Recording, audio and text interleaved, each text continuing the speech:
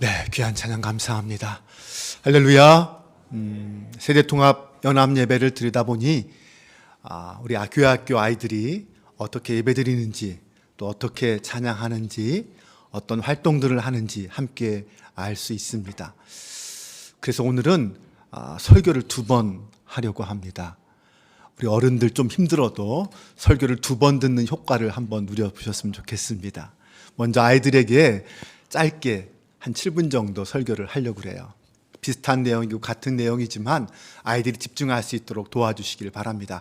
우리 초등부 친구들, 목사님 좀 볼까요? 고개를 들고 7분만 목사님과 함께 말씀을 들었으면 좋겠습니다. 그 시간이 넘어가면 아이들은 집중력이 흐트러질 것 같아요. 목사님 얼굴 잘 보이나요? 네. 예수님께서 세례를 받으시고 광야에서 40일 동안 기도하시면서 사탄에게 시험을 받으셨어요. 우리 친구들도 알 거예요. 3번의 시험을 받으셨지만 예수님께서는 하나님의 말씀으로 그 시험을 이겨내셨죠. 그리고 예수님이 시험을 다 이기신 다음에 드디어 예수님의 공생의 사역을 시작하시는데 갈릴리 여러 지역에 다니면서 하나님의 말씀을 전하셨어요. 그러다가 드디어 고향 나사렛 땅에 오셨습니다. 이 나사렛 고향에 오셨으니 동네 사람들이 다 예수님을 알아보았겠죠? 안식일이 되어서 예수님이 회당에 들어가셔서 다른 데와 똑같이 말씀을 전하기 시작했어요. 그때 예수님이 읽은 말씀이 이사야 61장 1절 말씀이에요. 한번 화면을 보면서 한번 읽어볼까요? 다 같이 시작. 주님의 영이 내게 내리셨다. 주님께서 내게 기름을 부으셔서 가난한 사람에게 기쁜 소식을 전하게 하셨다. 주님께서 나를 보내셔서 포로된 사람들에게 해방을 선포하고 눈먼 사람들에게 눈뜸을 선포하고 억눌린 사람들에게 풀어주고 주님의 은혜의 해를 선포하게 하셨다. 예수님이 이 말씀을 읽으셨어요. 그리고 하나님의 말씀을 전했더니 그 사람들이 다 깜짝 놀라고 은혜를 받았다고 그랬어요. 그런데 어떤 사람이 이런 말을 했어요. 이 사람이 요셉의 아들이 아니냐? 이 사람이 요셉의 아들이 아니냐?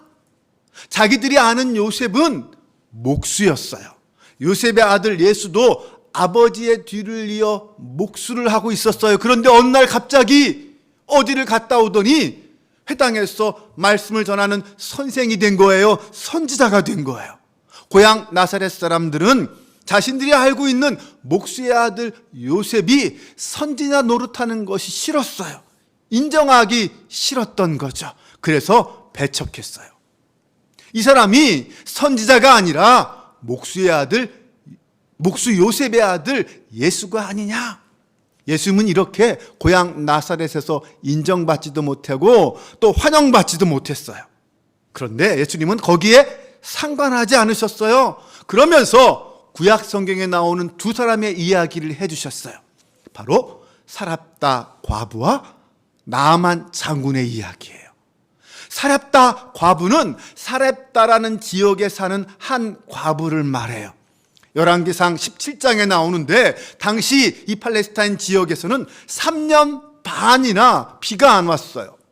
생각해 보세요. 3년 반 동안 비가 안 왔으니 곡식이 자랄 수 있을까요? 먹을 것이 있을까요? 거의 먹을 것이 없었어요. 그래서 이 과부도 먹을 것이 없어서 마지막 남은 밀가루 한 줌과 기름 몇 방울을 가지고 떡을 하나 만들어서 이거 하나 마지막 아들과 함께 먹고 이제는 죽으리라, 이런 생각을 가지고 있었어요. 그런데 엘리야 선지자가 그 집에 와서는 하는 말이 사렙다의 여인아, 나에게 그 떡을 가져와라. 내가 먼저 먹고 너는 나중에 먹어라, 그러는 거예요. 아니 생각해 보세요. 떡 하나밖에 없는데 이걸 가지고 오라는 거예요. 아들과 함께 마지막 이 떡을 나누어 먹고 이제는 굶어 죽게 된 상황인데 이 떡을 가지고 오래요. 그런데 사렙다 그 과부 여인은 엘리야 선지자의 말씀에 순종했어요. 그것이 하나님의 말씀이라고 믿고 그 떡을 갖다 드렸어요. 그랬더니 엘리야 선지자가 말하는 거예요. 이제부터 너의 항아리에 밀가루가 떨어지지 않을 거고 기름병에 기름이 떨어지지 않을 거다. 비가 다시 올 때까지 계속 이 일이 될 거야. 그런데 정말 이 여인이 순종했더니 이 사렙다 과부의 항아리에 밀가루가 떨어지지 않았고 기름병에 기름이 떨어지지 않아서 비가 와서 곡식을 거둘 때까지도 굶지 않았다는 이야기예요. 그리고 나만 장군의 이야기는, 나만 장군은 아람이라는 나라의 군대 장관이었어요. 그런데 이 나만 장군은 병에 걸렸어요. 그 병도 나병이라는 너무나도 나쁜 병에 걸렸어요. 나병은 몸이 조금씩 썩어 들어가는데도 고통을 느끼지 못하는 병이에요. 그런데 엘리사 선지자를 찾아와서 내가 어떻게 하면 이 나병에서 나올 수 있습니까? 라고 물었더니 요단강에 가서 몸을 7번 씻으라는 거예요. 그러면 병이 낫는데요. 사실 말도 안 되는 거죠. 약도 지어지지도 않고 더 특별한 방법도 가르쳐주지 않고 요단강에 가서 물을 7번 씻으면 낫는다고 말하니까 처음에 나만 장군이 싫었어요. 그 말을 듣기가. 그런데 그래도 종이 설득해서 요단강에 가서 7번 몸을 씻었더니 정말 나병이 나았어요. 그런데 예수님은 왜 이 두 사람에 대한 이야기를 하셨을까요? 예수님의 고향 나사렛 사람들은 이스라엘 사람들이에요. 하나님의 택함을 받은 사람들이에요. 그런데 그들이 하나님의 아들 예수님의 말씀을 듣지 않았어요. 거부했어요. 오히려 무시하고 배척했어요.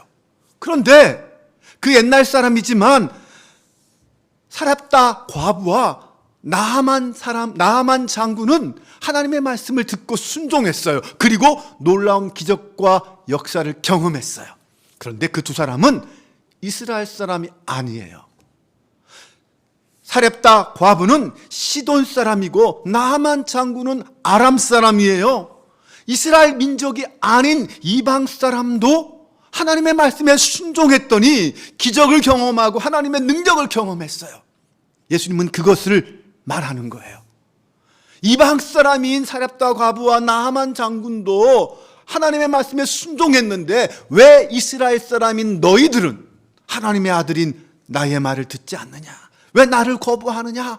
라고 책망하신 거예요. 그리고 또 하나, 나아만 장군과 이 사렙다 과부를 생각해 보면 한 사람은 여자고 한 사람은 남자예요. 하나님의 은혜를 받는 일에는 남자나 여자나 구별이 없다라는 거예요. 또 한 가지, 이 사렙다 과부는 아주 가난한 사람이에요. 그런데 나아만 장군은 큰 권력과 부귀를 가진 부자예요. 이 가난한 사람도 부자도 차별 없이 하나님의 은혜를 받을 수 있다라는 것을 예수님은 우리에게 가르쳐주고 있어요. 남자나 여자나 이방 사람이나 유대 사람이나 또 존귀한 자나 비천한 자나 가난한 자나 부한 자나 하나님은 차별 없이 하나님의 말씀에 순종하는 사람에게 은혜를 주신다라는 것을 예수님께서 가르쳐 주신 거예요. 예수 그리스도를 믿고 구원을 받고 하나님 나라 백성이 되는 것은 차별이 없어요. 힘없는 가난한 사람도, 우리 교회학교 친구들 같이 아직 어린 친구들도 예수님을 믿고 말씀에 순종하면 하나님 나라의 백성이 될 수 있고 천국에 들어가고 하나님의 자녀가 되는 은혜를 누릴 수 있어요. 포기하지 마세요. 낙심하지 마세요. 하나님을 믿고 그 말씀에 순종하세요. 그러면 나도 하나님 나라 백성이 될 수 있습니다. 우리 친구들 한번 따라해 볼까요? 나는 하나님 나라의 주인공이다. 아멘. 네, 이것으로 우리 초등부 친구들을 위한 말씀을 마치겠습니다. 우리 어른들도 다 알아들었죠? 네. 지난 주간 올겨울 들어 최강의 한파가 몰려왔습니다. 땅이 꽁꽁 얼었죠. 하지만 이런 추위에도 부지런한 농부는 항상 계절을 앞서갑니다. 때를 알고 미리 준비하는 사람만이 풍성한 열매를 거둘 수 있기 때문입니다. 2023년도 벌써 시작한 지 한 달이 지났습니다. 시간은 아무도 붙잡을 수 없고 멈출 수도 없습니다. 하나님의 때와 하나님의 시간을 받아들이며 믿음과 순종으로 반응하는 사람이 진짜 지혜로운 사람입니다. 그 사람이 결국 올 한 해가 마칠 때는 풍성한 열매를 거두게 될 것입니다. 우리 학생들은 방학을 어떻게 보내느냐에 따라 그 다음 학기 성적이 달라지죠. 우리 어른들은 연초를 어떻게 보내느냐에 따라 올해 내가 원하는 것을 얻을 수 있느냐 없느냐가 결정될 것입니다. 아직 늦지 않았습니다. 한 달밖에 지나지 않았습니다. 분명한 계획과 목적을 가지고 다시 시작하는 지혜로운 사람이 될 수 있기를 바랍니다. 아멘. 오늘 누가복음 4장 말씀은 예수님의 공생의 첫 시작을 기록하고 있습니다. 23절 이하의 말씀을 신학자들은 예수님의 메시아 취임 설교다 이렇게까지 말하고 있습니다.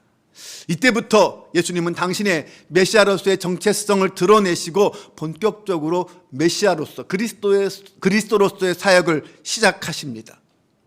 예수님께서 요한에게 세례를 받으시고 광야에서 40일 동안 기도하시면서 마귀의 시험을 물리치셨습니다.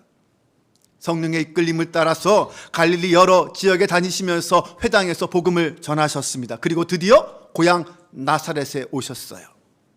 늘 하시던 대로 회당에서 말씀을 전하셨습니다. 두루마리를 펼쳐놓고 특별히 이사야 61장 1절 이하의 말씀을 전하셨어요. 주님의 영이 내게 내리셨다. 주님께서 내게 기름을 부으셔서 가난한 사람에게 기쁜 소식을 전하게 하셨다. 주님께서 나를 보내셔서 포로된 사람들에게 해방을 선포하고 눈먼 사람들에게 눈뜸을 선포하고 억눌린 사람에게 풀어주고 주님의 은혜의 해를 선포하게 하셨다. 그리고 주님이 말씀을 덮으시고 맡은 자에게 그 두루마리를 준 다음에 자리에 앉으시면서 이렇게 말씀하십니다. 이 성경 말씀이 너희가 듣는 가운데서 오늘 이루어졌다. 이 말이 무슨 뜻입니까?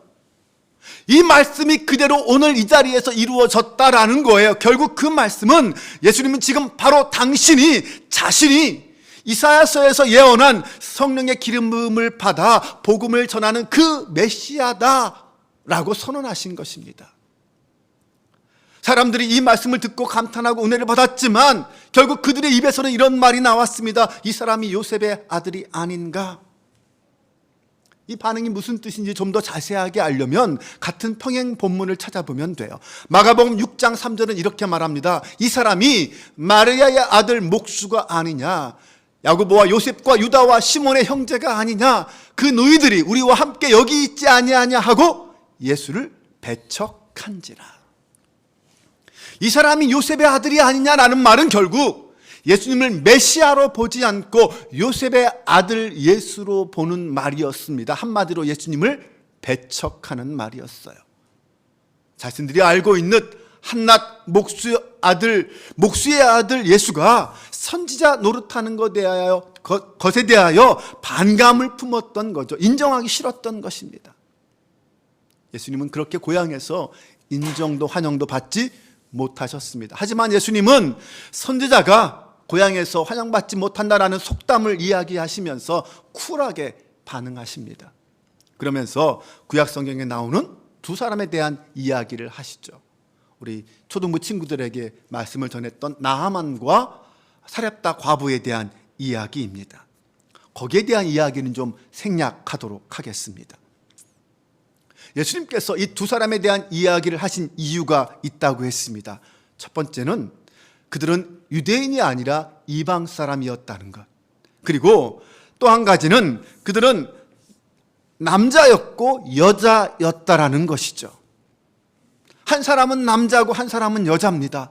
그 말은 결국 하나님의 일에는 남자와 여자의 구별이 없다라는 거예요. 특히 누가복음에 보면 그런 다양한 남자와 여자에 대해 구별이 없다라는 것을 강조하는 여러 말씀들이 등장합니다. 언제나 누가복음 이야기를 보면 남자 이야기와 여자 이야기가 짝을 지어 나옵니다.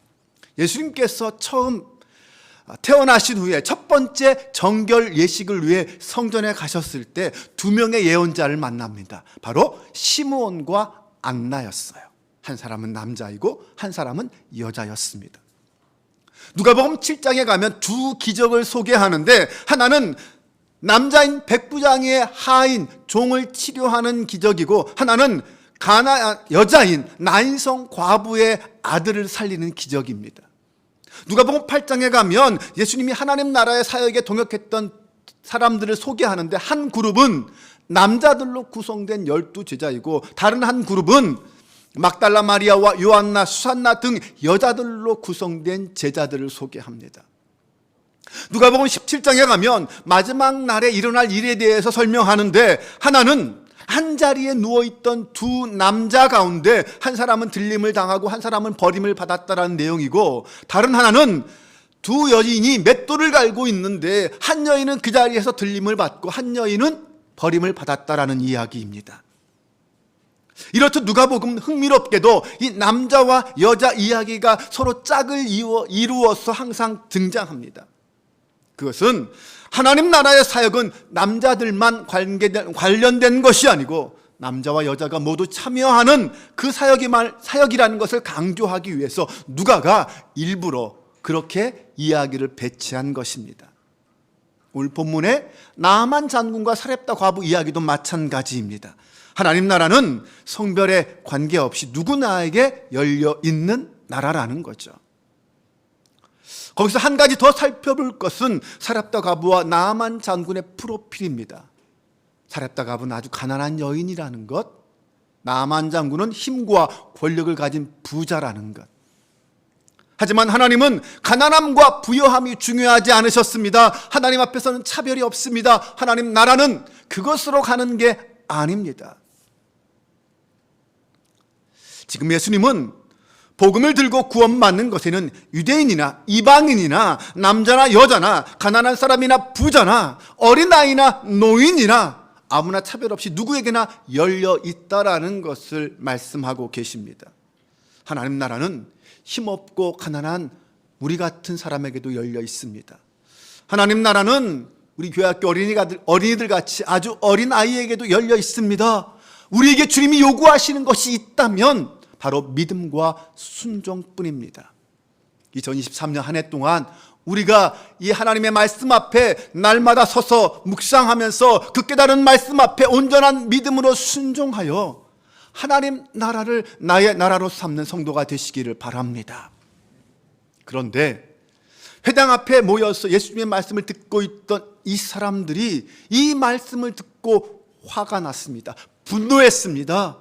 그들은 예수님을 동네 밖으로 쫓아내고 산 낭떠러지까지 끌고 가서 밀쳐 떨어뜨리려고 했습니다. 한마디로 예수님을 죽이려고 했습니다.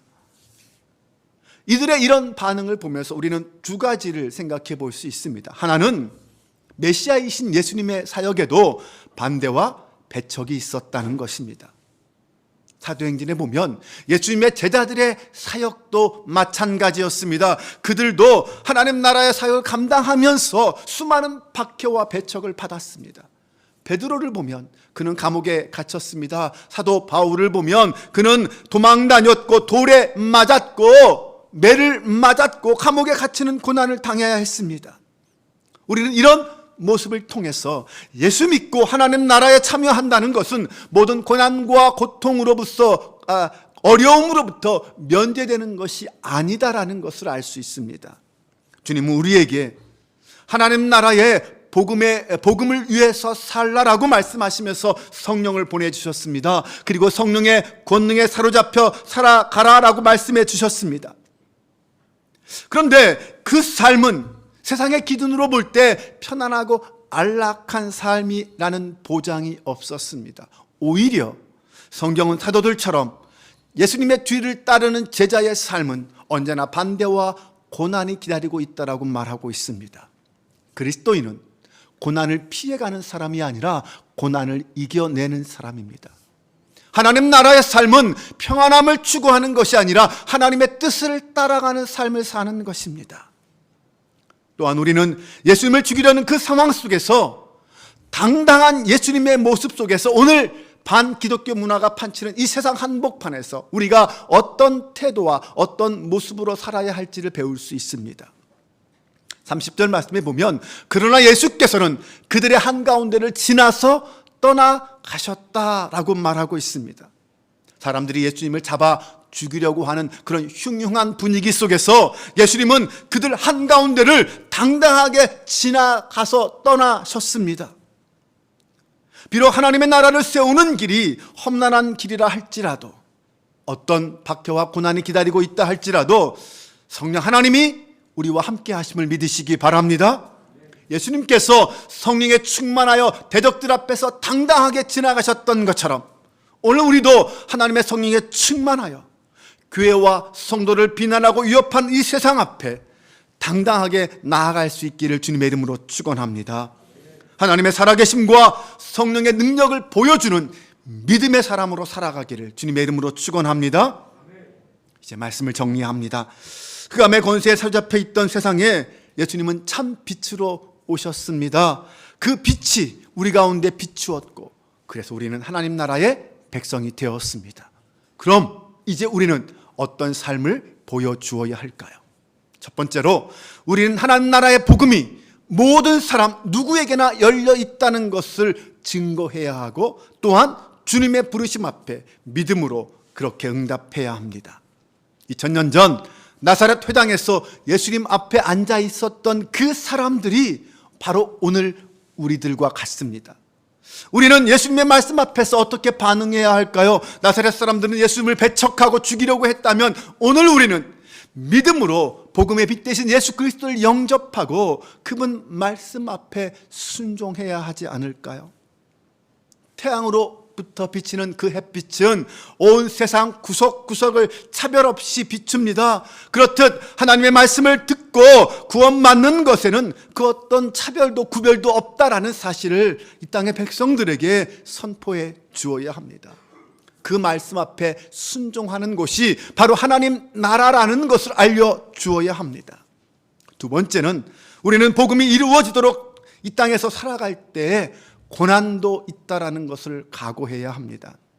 예수님도 복음이 선포되는 그 자리에서 언제나 고난을 받으셨습니다. 예수님이 십자가까지 지셔야 하지 않았습니까? 예수님의 제자들도 예수님처럼 고난과 박해의 자리에 있었습니다. 하지만 그들은 결코 도망치거나 두려워하지 않았습니다. 성령에 충만하여서 끝까지 당당하게 맞섰고 십자가를 거꾸로 지기까지 순교했습니다. 오늘 우리도 하나님 나라가 세상에 이루어지기를 소망하며 하나님 나라의 백성으로 충성스럽게 살아갈 때에 분명 박해와 핍박, 고난을 당하게 될 것입니다.